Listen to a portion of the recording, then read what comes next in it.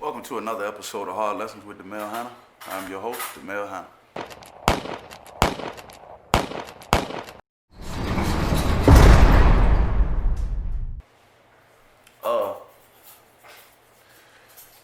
First time I went to segregation in Stateville was like, I remember the date,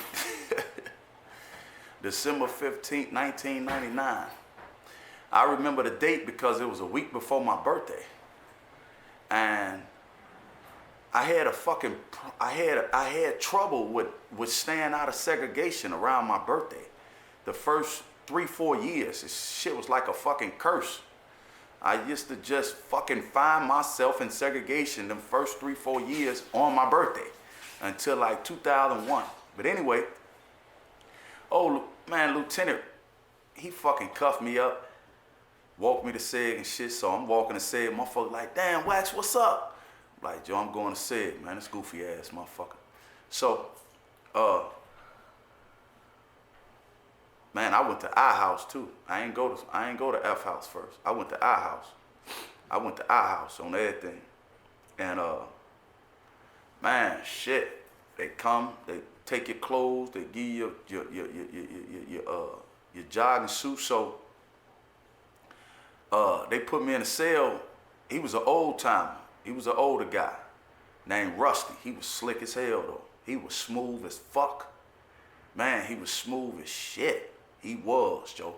He had a big ass chain. So I'm like, okay, he's somebody. You know what I mean? Like, you can look at guys and kind of tell, like, you know, if they somebody. This 99, so he was like, I think he said he had been locked up then like 12, 13 years.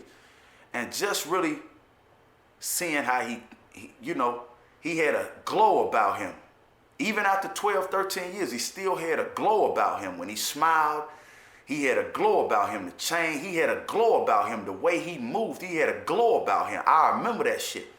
And people can talk about me like that later when they came in contact with me. But I remember that he had a fucking glow about him. He did. Those 12 years, you know, they didn't seem hard to him. You know what I'm saying? So I remembered that, like, he had a glow about him. And you know, he had his TV and shit like that and Seg, and he talked to me. You know, he had game, Joe. He had game like a motherfucker. He did. He had a lot of game and shit. So, it was a guy. There's a difference between prison and the county. It was a guy every morning used to get on the guy, he would be just tripping. I'm like, what the fuck? You know what I mean?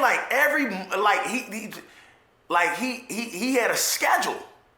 Like right before breakfast and right after breakfast, you could not go back to sleep. Cause we was in our house, and our house got like 10, 11 cells. So you hear everything.